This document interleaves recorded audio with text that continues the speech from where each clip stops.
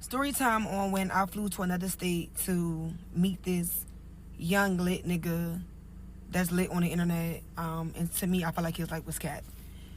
So yeah, I met him on the internet. I was in Bahamas like the beginning of January for my son. I'm sorry, the beginning of February for my son's birthday or whatever. And he DM'd me on Instagram like, need you. So I'm like, oh, I've been trying to give you me or whatever like that. So he like, whatever. We gonna exchange numbers or what? So I'm like, yeah, because like, he's some fine shit. Like, I love dark skinned niggas. And when I say he's some fine shit, bitch, he's some fine shit or whatever like that. So on the internet, like, he got 2 watches, big Cardi, 6 cars, supposedly own his house, and he young as fuck or whatever like that. Dressed nice, always designer down, like always posting mad money, etc.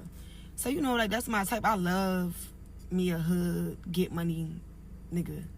So he asked for my number or whatever like that. So I gave him my number, and like, he texted me.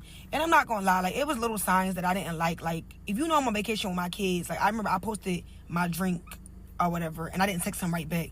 And he was on my phone like, oh, you see me text you or whatever, but you posting. Like, that right there was like, you only have my number for like 20 minutes, like, chill out. But I let him slide.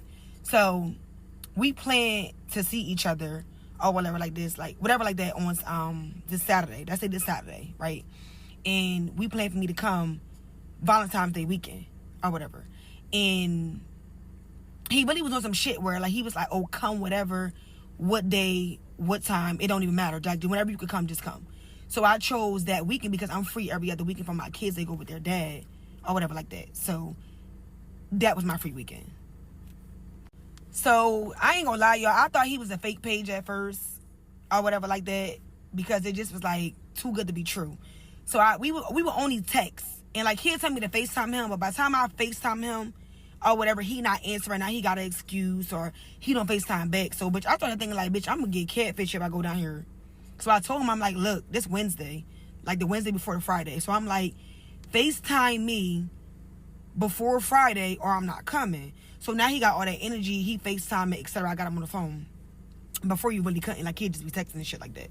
So he FaceTime me, he was real, looked the same, looked good as fuck. I'm like, oh yeah, I'm ready, etc. So Friday come and we talk, and I'm like, like, you ready? Like, I'm at the nail salon, I'm like, you ready? Like, I can't wait to see you, I can't wait to meet you, etc. So he like, yeah, or whatever like that. But I feel like his energy was a little off because he was more excited days before. So I'm like, you good, love? Like, you okay? Because I'm like, I feel like your energy is like kind of off, like you're not excited as you was. So he's like, oh, I just found out I got to get my daughter or whatever today. Mind you, it's the day I leave. Like, I'm leaving at 10 p.m. at night to land. I think my flight would land like 12:48 a.m. originally. So I'm like, yo, I took our work for this or whatever, and I already checked into the flight. And he's like, well, what's the issue? Nobody didn't tell you not to come. Like, you could still come. I'm good. I'm gonna just get a sitter. If anything, her and the sitter just stay at my house, and we could just get a room. So I'm like, you know what? All right, that's cool. I'm all for that, or whatever the case may be. So I still go. Like, I get my nails and I run to the mall. I get everything I need. I pack my shit, and I tell him like, all right, I'm for the land at this time. I go to the airport. Mind you, y'all, I'm rushing because I'm always fucking last minute. I get to the airport. I board the flight, or whatever like that. So before I boarded the flight, he texted me this hotel, like Signa or something like that. It's like one of the best hotels in Atlanta. So I tried to book the hotel online, but everything was booked up. So I told him, I'm like, look, everything booked up because it's Valentine's Day weekend. So he like, nah, you got to call. So I called, and like, everything was booked the fuck up. Like, literally, it was no hotel. So he like, well, find whatever you can find and just book it, and I'm gonna get you from the airport. So I'm like, what's your budget? So he like, what you mean? I'm like, what's your budget? Like, I'll book the room, but when I land, I expect to get my money back or whatever like that. So I'm on the plane, y'all. The plane done took off.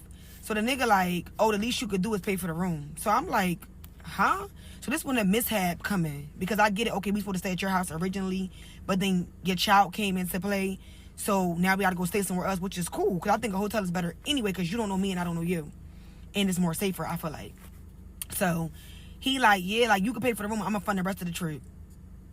Baby, you a whole scammer. You think I'm paying for a motherfucking hotel for you to come fuck on me? So he all like, yo, I feel like you could pay for something. I'm funding the rest of the trip or whatever the case may be. Yo, so we start arguing or whatever like that. So then the plane land, and I'm like, you really arguing over a $300-something hotel, but you scamming, you hitting all these licks, all this big money you posting. I mean, like $20,000-$30,000. You can't book a $300 hotel. And I just felt like, if you brought me to your city, you should make sure I'm good. Like, if you came to my city and something happened, I'm going to correct it before you get there. I'm going to figure this shit the fuck out. Because, I mean, why wouldn't I? Like, it don't make sense. I didn't ask to come there.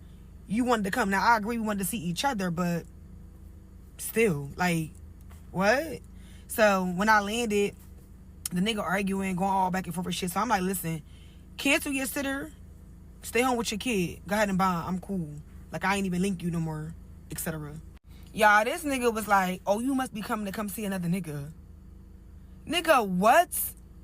I took off from my job, stopped one of my business to come see you. And you talking about another nigga? That's your response? Y'all, he kept fucking arguing. I couldn't believe it because I'm like, bro, like, if you getting all this money and you got all this motion, all this shit going on, like, $300 is nothing. So I'm like, if I book this hotel, you can't come. So that's what the fuck I did. I booked the hotel, and shout out to that Spirit flight attendant because, yo, he stayed in that airport with me and found me a hotel, y'all. If it wasn't for him, I wouldn't have had nowhere to stay, like, at all. But I booked that hotel, y'all, and I left that nigga on red. Like, I stopped responding, and I just made it into a solo trip. But I still was just, like, mad because I trip. Like, Atlanta cool. We used to do that for New Year's, but, like, just to go and spend that much money, it was just, like, I could have went somewhere else. Like, that was kind of crazy. So me personally, I just feel like his lifestyle got to be kept because I done dealt with some big money niggas. Like, I mean, rich niggas, like, that's running businesses to get legit money. I done dealt with a rapper. I'm not going to say who the fuck he is because he is a big rapper that y'all listen to every single day. And niggas with money ain't complaining. They not doing all that. Like, I'm telling you, they not doing all that. Like, when you come see them, they have everything into play. Everything booked. Bitch, your itinerary set up, all that. Like, it ain't making sense. So, to me, his life is just kept. And to be honest, I never really seen him go out and do nothing or anything like that. Like, he not in the mall blowing no money. Like, he ain't no 5-star restaurants. Like, he really don't be doing nothing. Like, he might go skate or something, but, like, other than that, like, that nigga don't be really doing shit, like, with the money he's supposed to have. Like, he got all this motion. You would think he'd be tripping, like, something. Like, nah, he not doing none of that. So, to me, personally, the life is kept. And I was just mad because I felt like, damn, like, I flew here to see you, and this happened. Never doing it again. And then his excuse was, well, you knew what I had going on and you still came. Nigga, you never told me not to come. When I checked in with you and we spoke, you told me to still come. It wasn't an issue. And you was going to get a sitter. Like, what? That don't even make sense. Like, make it make sense. I would have said the fuck home. I'm not that pressed to see no nigga. Like, bitch, you know, I get niggas. Like, what? Be for real.